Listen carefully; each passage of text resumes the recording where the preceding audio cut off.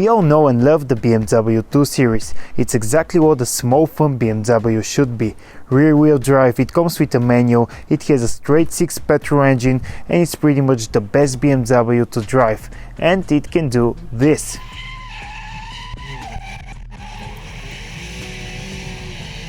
But then why it wasn't a commercial success? For starters, it was too cramped in the back.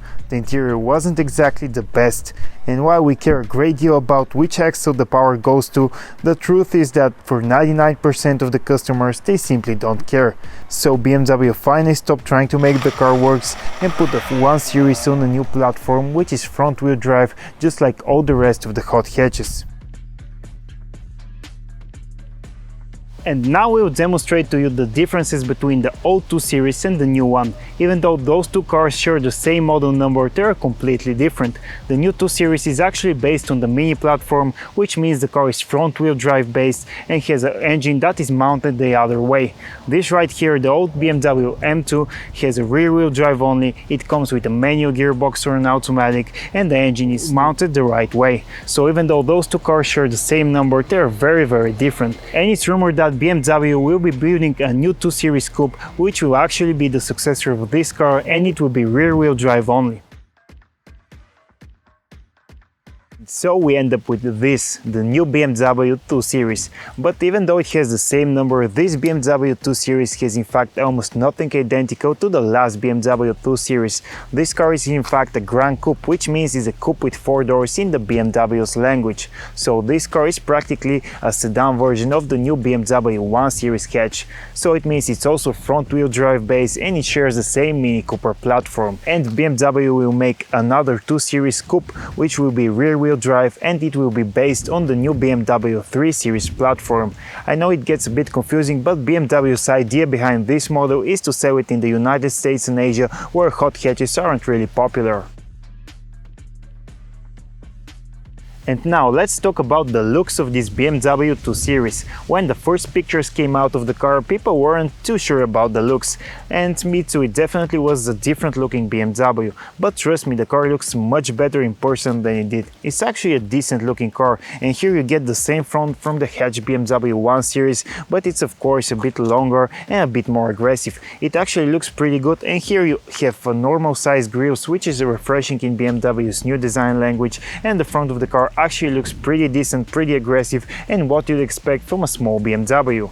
Now this is the angle of the car that nobody is really sure about, because here on the side of the car we have a car which starts as a hatchback, but BMW has simply extended the rear of the car to be a sedan. So now we get a pretty awkward shape, and you have a very bad looking 3/4 of the car, making the whole 2 Series look a bit awkward from this side. Still, it looks pretty good in this Snapper Rocks blue, and you get all the cool M Performance bits added to this car, such as these black mirrors, these big 19-inch wheels, you get M Performance brakes, and this shadow line, all making the car design looking less bad. Now the back of this BMW 2 Series is also a little strange. You have this very boxy rear end which ends in a straight line, which is kind of been BMW's new design, and you also see this on the new BMW X6. But I actually quite like the back of this car. You get these beautiful rear lights, you get this little cool spoiler, and you get these big exhaust tips which are actually pretty cool. And yes, since this is a BMW, you get a real exhaust. Of course they're not this size, but they're real and functional. Overall, it's a kind of cool looking car, and I don't mind it from the back. This is perhaps the best angle you can see it from. And now let's check out how this BMW M235i sounds. Now this is a 4-cylinder petrol engine, but it's a small M car, so BMW is supposed to at least make it sound good. Now let's check it out. It does have some pops, and it's not a bad sound for a 4-cylinder engine. The first thing you notice in the engine bay of this BMW 2 Series is that the engine is mounted the wrong way. Here we have a traverse mounted engine instead of a normal BMW inline mounted engine. Now this is of course made to have more space for the car and have a shorter bonnet of the car.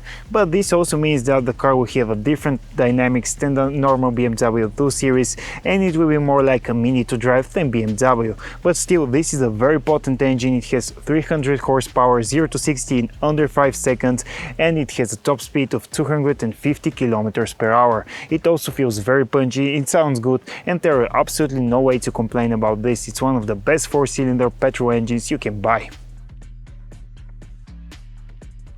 While we're not too sure about the exterior of the car, there is no doubt that the interior of the new BMW 2 Series is much better than the previous model.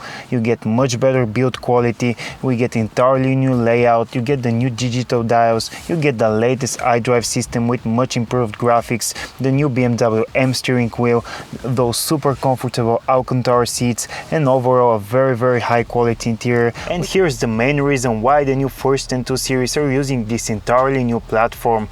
Whereas in the previous models there was absolutely no space in the rear seats, here you can see that me as a pretty tall guy, I can comfortably sit and have enough headroom and enough knee room in the car.